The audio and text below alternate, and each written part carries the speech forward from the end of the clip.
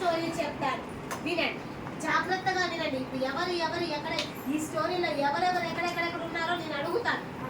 ఓకేనా? ఓకేనా? ఇక జాగ్రత్త, ఎవరు శ్రద్ధగా వింటారో చూద్దాం. ఓకేనా నాన్న? ఇక మనకి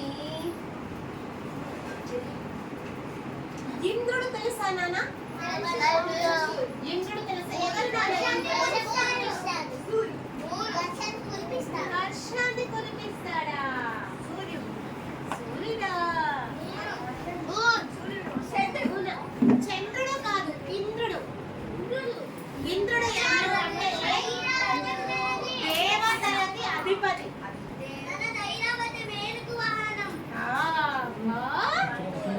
చెప్తున్నాను, ఇంద్రుడు దేవతలకు అధిపతి. అంటే వర్షము, వానదేవుడు, అగ్నిదేవుడు, మనకి ఎవరైతే ఉంటారో అందరికి అధిపతి, రాజు, కింగ్. ఇంద్రుడు కింగ్. అయితే ఇంద్రుడి యొక్క భార్య ఇంద్రాణి. ఇంద్రుడి యొక్క భార్య పేరు ఇంద్రాణి.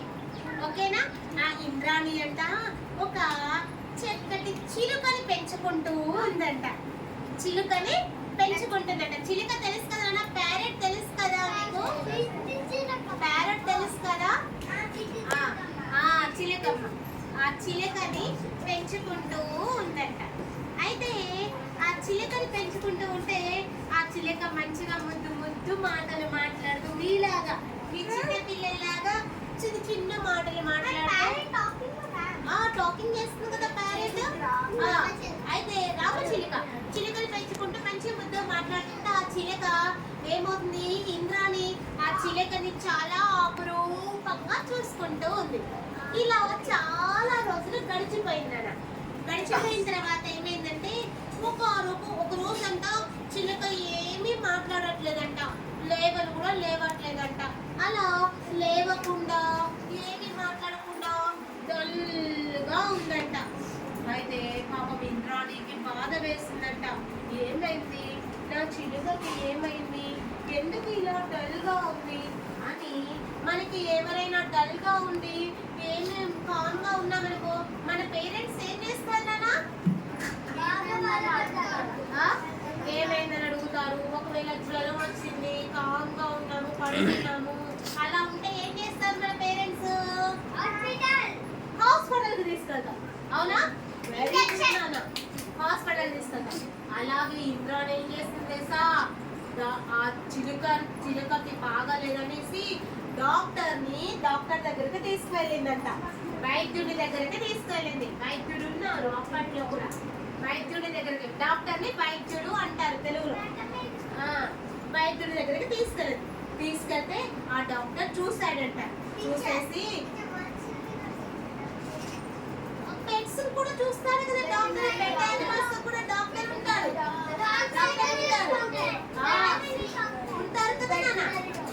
Veterinary doctor. అయితే ఆ పెట్ యానిమల్ చిలుక కూడా డాక్టర్ చూసాడంట. చూసి అమ్మో ఈ చిలుక ఇక జబ్బు చేసింది, ఈ చిలుక ఎక్కువ రోజులు బ్రతకదు, ఈ చిలుక చనిపోద్ది, ఇంకా తొందరలోనే చనిపోద్ది అని చెప్పాడంట. చెప్తే ఇంద్రాణి బాగా బాధపడిందంట. ఎంత బాధపడిందంటే, అబ్బా నా చిలుక ఎట్లయినా నాకు కావాలి, నా చిలుక ఎలాగైనా నాకు కావాలి అనేసి ఏం చేసింది, ఎవరి దగ్గరికి వెళ్ళిందో తెలుసా? ఇంద్రుడి దగ్గరికి వెళ్ళి, నాకు ఏదైనా ఇంద్రుడు మహారాజా నాకు మీరేం చేస్తారో నాకు తెలియదు, నాకు మాత్రం ఈ చిలుక బ్రతకాలి, నా పెట్ చిలుక బ్రతకాలి నాకు తెలీదు అంటే, సరే నువ్వు బాధపడకులే, నీకు చిలుక బ్రతకాలి కదా, మరి ఎవరికైనా ప్రాణం పోసేది ఎవరు? ప్రాణాన్ని పోసేది ఎవరో తెలుసా? అలాగే చిలుకకి పోషణ అందించదు అంటే ఎవరైనా మన ప్రాణాలు పోసేది శివుడు అంటాము. అలాగే దైనందిన కార్యక్రమాలు అంటే ప్రతిరోజు కార్యక్రమాలు పోషణ చేసేది ఎవరో తెలుసా? శివుడు, విష్ణుమూర్తి. మరి ఎవరు ఎంతకాలం బ్రతకాలి ఎంత అనేసి వాళ్ళ తలరాతని రాసేది వెరీ గుడ్.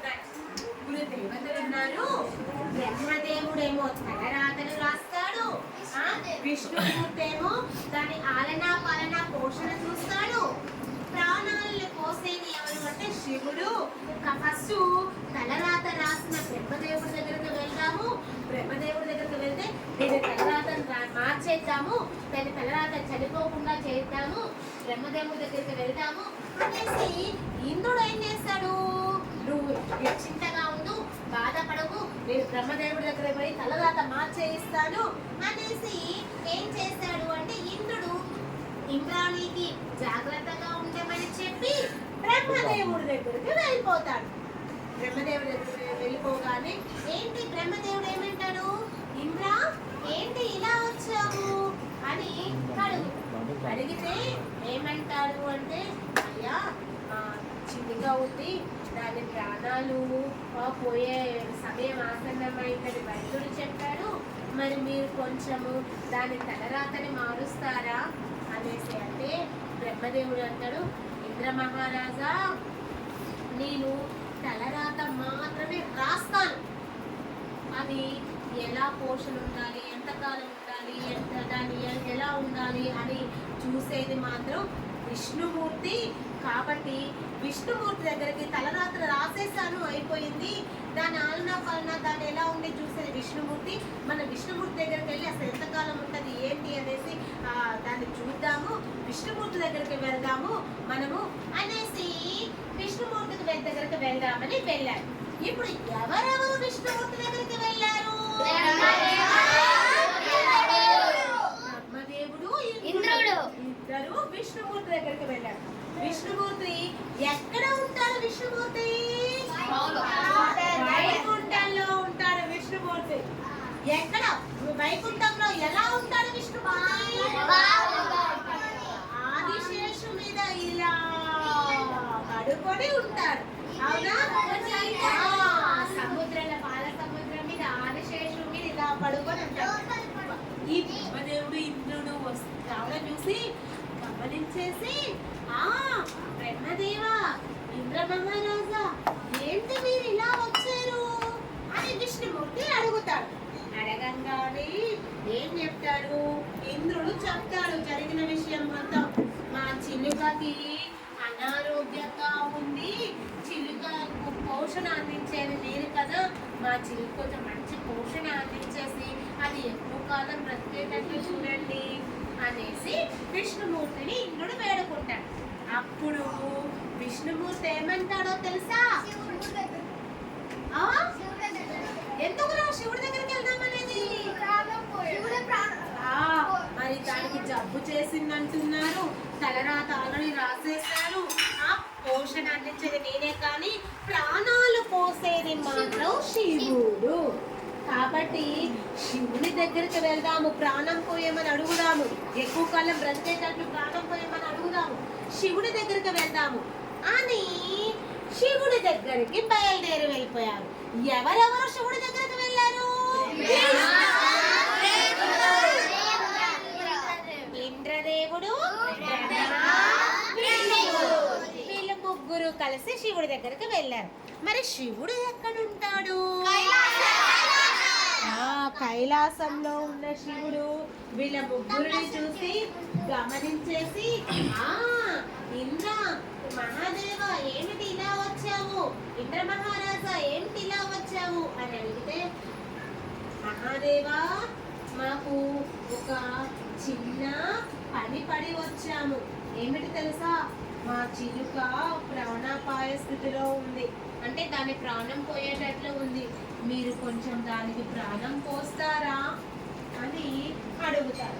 అప్పుడు శివుడు ఏం చేస్తాడు, నాని పోస్తాడా, పోస్తాడా,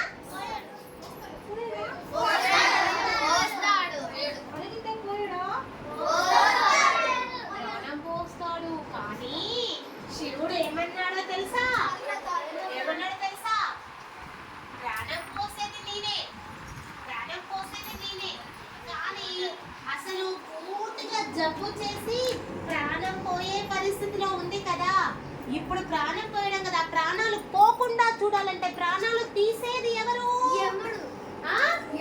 వెరీ గుడ్ నాన్న, ప్రాణాలు తీసేది ఎవరు, యమధర్మరాజు. మనం ముందు వెళ్ళి యమధర్మరాజు దగ్గరికి వెళ్ళి దాని ప్రాణాలు తీయకుండా ఆపుదాం, అంటే దాన్ని చంపకుండా ఆపుదాం. ప్రాణాలు పోకుండా ఆపుదాం అని యమధర్మరాజు దగ్గరికి వీళ్ళందరూ వెళ్ళిపోతారు. ఇప్పుడు యమధర్మరాజు దగ్గరికి ఎవరెవరు వెళ్ళారు?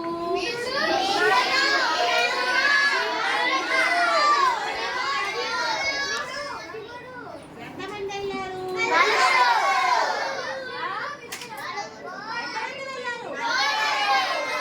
4 మెంబర్స్ వెళ్ళారు. ఇంద్రుడు,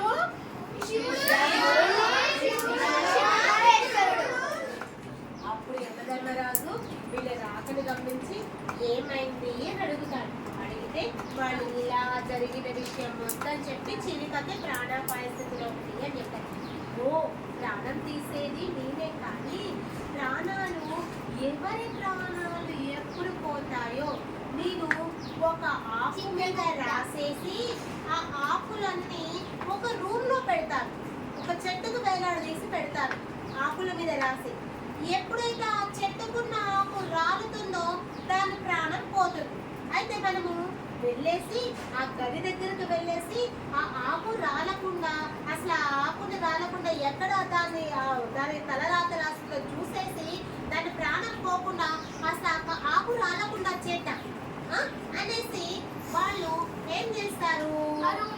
అందరూ కలిసి ఆ రూమ్ దగ్గరికి, గది దగ్గరికి వెళ్తారు. వెళ్ళేసి వాళ్ళు ఇలా గది దగ్గరికి వెళ్తారు. ఆ డోర్ ఓపెన్ చేయగానే అప్పటికే కొన్ని ఆకులు రాలి ఉన్నాయి. వాళ్ళు వెళ్ళే సమయానికి ఒక ఆకు రాలి కింద పడుతుంది. అప్పటికే చాలా ఆకులు రాలున్నాయి. అంటే చాలా మంది ప్రాణాలు పోయాయి. అంటే ఎవరెవరియో మనకి ఎప్పుడు ఎవరు ఏంటో తెలియదు కదా. అయితే వీళ్ళు వెళ్ళే సమయం కరెక్ట్ గా గది దగ్గరికి వెళ్ళే సమయానికి ఒక ఆకు రాలి కింద పడుతుంది. అయితే ఇలా నలుగురు వెళ్ళిన తర్వాత రూమ్ దగ్గరికి వెళ్ళిన తర్వాత యమధర్మరాజు అంటాడు, మీరు ఇలా ఉండండి, ఫస్ట్ ఆ ఆకు ఏదో రాలి పడింది, ఎవరి ప్రాణాలు పోయాయో ఏంటో ముందు ఆ ఆకు ఎవరిదో చూద్దాము, తర్వాత మీ విషయాన్ని గమనిస్తాను. ఎక్కడ ఏ ఆకు ఉందో, మీ చిలక ఆకు ఎక్కడుందో నేను గమనిస్తాను. ముందు చూద్దాం, అసలు ఈ ఆకు ఎవరిదో చూద్దాం అనేసి ఆ ఆకు దగ్గరికి, కింద పడుతున్న ఆకు దగ్గరికి వెళ్ళి ఆ కింద పడ్డ ఆకు తీసుకొని ఆ ఆకు మీద ఎవరి ప్రాణాలు తీసి ఉన్నాయో చదువుదాము అని చదువుతున్నాడు.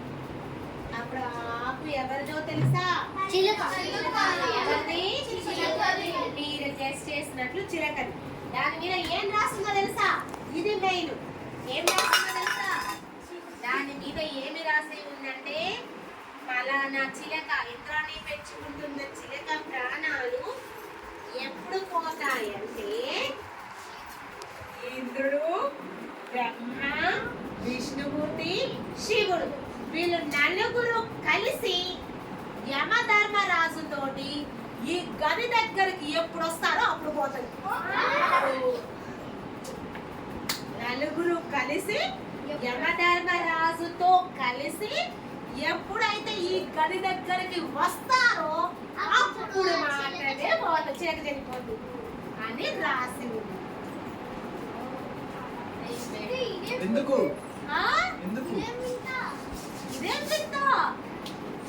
అదే విధి.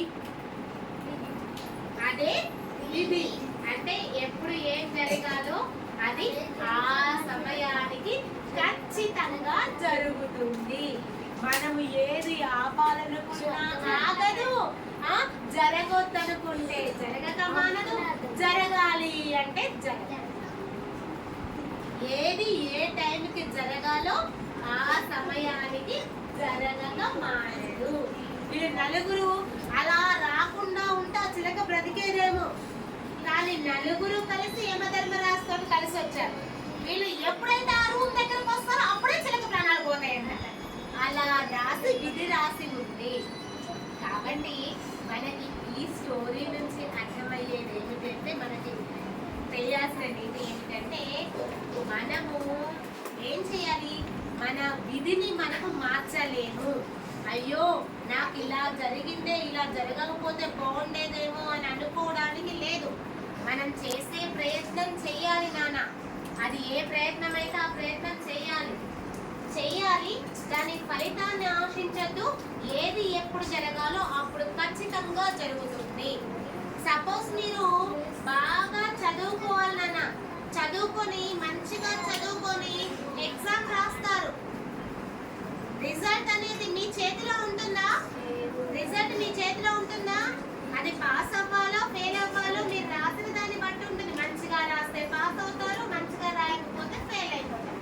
కానీ అసలు ఏమీ రాయకుండా అబ్బా నాకు 90% మార్కులు రావాలి, నాకు ఏ గ్రేడ్ రావాలి, నాకు సి గ్రేడ్ వద్దు, బి గ్రేడ్ వద్దు, A+ కావాలి అంటే వస్తుందా? మన విధిని మనం మార్చలేము. కాకపోతే మన ప్రయత్నం మనం ఖచ్చితంగా చేయాలి. కర్మ చేయాలి, ప్రయత్నం చేయాలి, మన పనులు చేయాలి. ఫలితాన్ని ఆశించవద్దు. ఫలితాన్ని రిజల్ట్ ఎప్పుడు ఆశపడద్దు. నాన్న రిజల్ట్ ఆశపడద్దు అనేది రిజల్ట్ ఆశపడద్దు. మన ప్రయత్నం చేయాలి. అది ఏం జరుగుతుంది అది విధి లిఖితం. ఇది ఎలా ఉంటే అలా జరుగుతుంది. కానీ ప్రయత్నం మాత్రం మానవద్దు. ప్రయత్నం మాత్రం మానవద్దు. మనం ఏదైతే చేయాలో అది చేయాలి. కానీ రిజల్ట్ గురించి ఆశపడవద్దు. విధి ఎలా ఉంటే అలా. విధిని ఎవరు తప్పించలేదు. విధిని ఎవరు తప్పించలేదు. బ్రహ్మ విష్ణు మహేశ్వరుడు ముగ్గురు కలిసి వెళ్ళిన చిలక ప్రాణాన్ని కాపాడలేకపోయారు. ఎందుకు అంటే అది విధి లిఖితం. ఎప్పుడూ రాసే ఉంటుంది కాబట్టి దాన్ని మార్చలేము. కాబట్టి జరగాల్సిన దాన్ని మనం మార్చలేము, జరిగిన దాన్ని మనము ఏమీ చెడపలేము. కాబట్టి ఏది జరగాలో అది జరుగుతుంది. మనము కానీ అలాంటి జరిగింది కదా అని జరగకపోయినా పర్లేదని అట్లా ఊరిక ఉండకూడదు. ప్రయత్నం మాత్రం ఏదైనా ప్రయత్నం చేయాలి. ఓకేనా? విధి అన్నది ఈ స్టోరీ యొక్క విధి ఎలా ఉంటే అలా జరుగుతుంది అన్నది ఈ స్టోరీలో మోరల్.